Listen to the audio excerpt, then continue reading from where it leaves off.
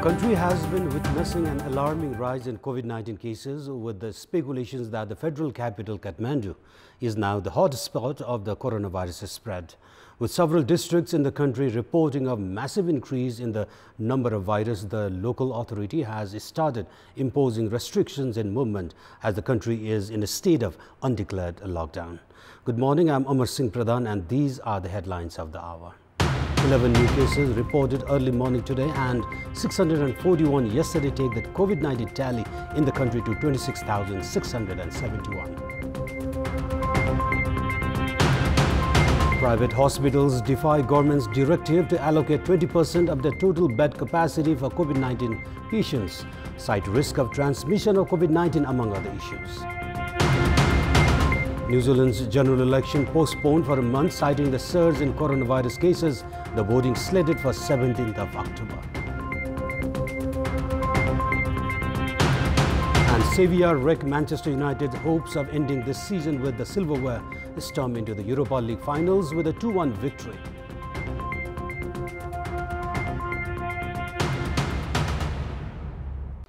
Eleven new cases of coronavirus were reported this morning, taking the COVID-19 tally in the country to 26,671. Chitwan recorded 10 new cases and Makwanpur reported 1 new case this morning. Nepal yesterday recorded the highest 641 cases since the lockdown was lifted in the country on 22nd of July.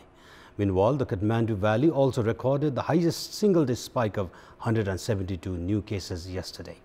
Speaking at a regular press briefing, a spokesperson for the Health Ministry, Dr. Jageshwar Gautam, informed that a total of 12,247 swab samples were tested yesterday through the PCR method, out of which the Kathmandu Valley alone reported the highest 172 cases. Kathmandu district registered 126 cases, while Lalitpur reported 38 cases and Bhaktapur reported 8 cases. Likewise, 100 new cases were registered in Morang district yesterday, while 68 new cases were recorded in Bara, 64 in Parsa, 58 in Rupandai and 37 in Dhanusa. Meanwhile, 17,335 individuals have recovered from COVID-19 across the country, as 134 people were discharged from different isolation centers and hospitals yesterday. Meanwhile, 2 new deaths were reported in the country yesterday, taking the death tally to 105 as of the latest updates. The number of COVID-19 cases in the Kathmandu Valley has significantly increased in the past 2 weeks. With the increasing number of cases in the valley, with an estimated population of over 4 million people, the scenario has created panic as well as challenges in controlling the virus. However, the government does not have any concrete plans to contain the spread of COVID-19 in the country. The Kathmandu Valley recorded the highest single-day spike of 172 new cases yesterday. The valley has been reporting the highest number of new cases in the country in the past 2 weeks. The capital has a total of 1,966 COVID-19 cases as of the latest updates. The Kathmandu Valley has been considered a hotspot for the spread of the virus in recent days. On 9th of August, the capital had 948 cases, which have now almost doubled in just a week, with an addition of 1,758 new cases. Despite the dense population, the government is urging the public to adopt preventive measures instead of coming up with strict plans to control the pandemic in the valley. Meanwhile, many patients with symptoms are obliged to stay at their own homes due to the shortage of isolation beds. People who have come in contact with COVID-19 patients have not been tested for the virus, and contact tracing has been dismal. The movements of public vehicles has not been controlled, which has further increased the risk of COVID-19 spread. The Health Ministry itself has admitted that the risk of COVID-19 is increasing in the Kathmandu Valley on a daily basis and most likely blow out of proportions if it fails to come up with strong measures to control the pandemic. The government has issued a directive to private hospitals to allocate 20% of their total bed capacity for COVID-19 patients, as the country has been witnessing an overwhelming number of COVID-19 patients recently.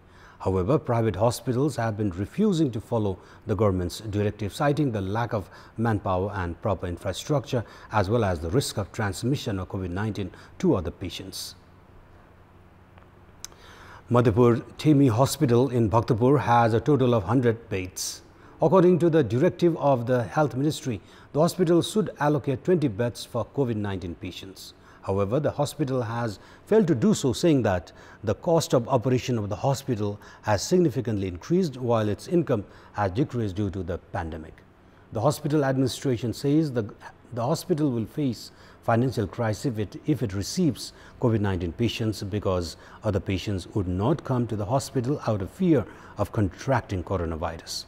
There are 350 private hospitals in the country with a total capacity of 17,000 beds. According to the directive of the Health Ministry, a total of 3,400 beds should be allocated for COVID-19 patients. Many private hospitals, however, have been refusing to follow the ministry's directive, compelling many patients to stay at home. According to the latest ministry data, 497 people are in self-isolation at their own houses at the moment. The government has urged private hospitals to extend help as government hospitals have an overwhelming number of COVID-19 patients. However, private hospitals have been demanding the government to assist them financially according to their financial input. Meanwhile, the government has divided patients into 5 categories and has decided to provide grants of 200 rupees to 15,000 rupees per day, for which the government has demanded details from all the hospitals within 2 days. In case of failing to do so, the hospitals will have to bear the losses by themselves. Instead of just cautioning the hospitals defying its directive, there is a call on the government to take strict action against such directive flouting hospitals. The government had established a national fund in a bid to fight against COVID-19. However, the fund has not been able to collect a reasonable amount of money in recent days. In the first 5 days, a total of 150 million rupees was deposited in the fund, while in the last 3 months, merely 200 million rupees has been collected. The collection of money for the fund has been affected due to the procurement process of medical equipment, which were dragged into controversies. We have more in this report. The government had established a fund to fight against COVID-19 and to treat infected patients with an initial deposit of 500 million rupees. Several organizations had deposited more than 150 million rupees in the fund in the first 5 days.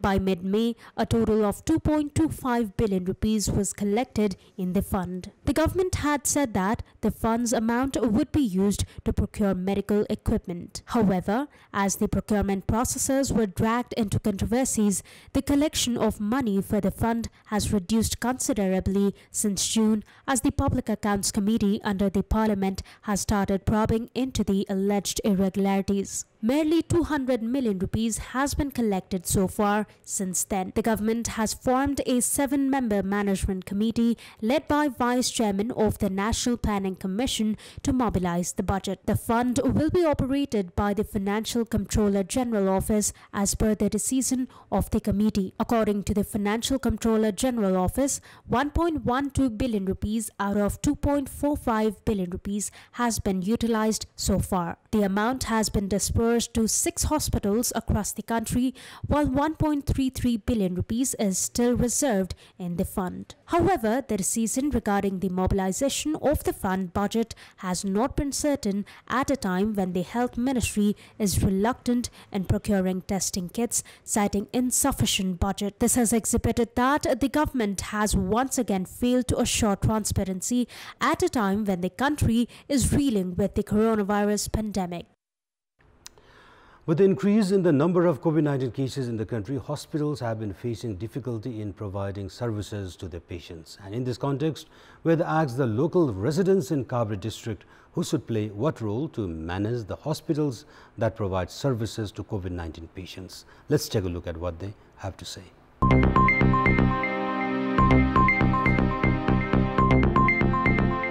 Corona hospital बनाउने यताउति गर्नेमा अनि गभर्नमेन्टले चाहिँ अलि focus गरेर हैन गभर्नमेन्टले चाह्यो भने चाहिँ बन्न सक्छ तीनटै सरकार मिलेर कोभिड अस्पताल बनाउनु पर्छ 13वटा स्थानीय सरकारले आट्यो भने काभ्रे जिल्लामा कोभिड अस्पताल बन्न सक्छ सबैजना मिलेर बनाउनु पर्छ तर बनाउन चाहिँ बनाउनै पर्छ उपचार राम्रोसँग गर्नु पर्छ क्वारेन्टाइनमा थुनेर राखेर मात्र पनि हुँदैन झन् समस्या थपेर मर्न सक्छन् स्थानीय सरकारहरु अथवा जिल्लाको चाहिँ मिलेर जिल्लै पछि एक एउटा अस्पताल बनाइदियो भनेदेखि जुन कोभिडका बिमारीहरू हुन्छ तिनीहरू चाहिँ नि केन्द्रमा धाउनु पर्ने राजधानी धाउनु पर्ने हैन त्यो अवस्था नआउन सक्छ।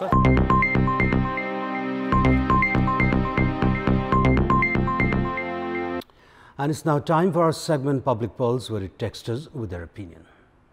Public Pulse. And the question is, why are private hospitals avoiding the treatment of coronavirus infected patients? And your options are option A, lack of capability, option B, threat of being infected, and option C, lack of government assistance. The voting is on. Type in AWS, select your option A, B or C and send it to 34001 to share your opinion with us. And it's now time for our special segment of Debate.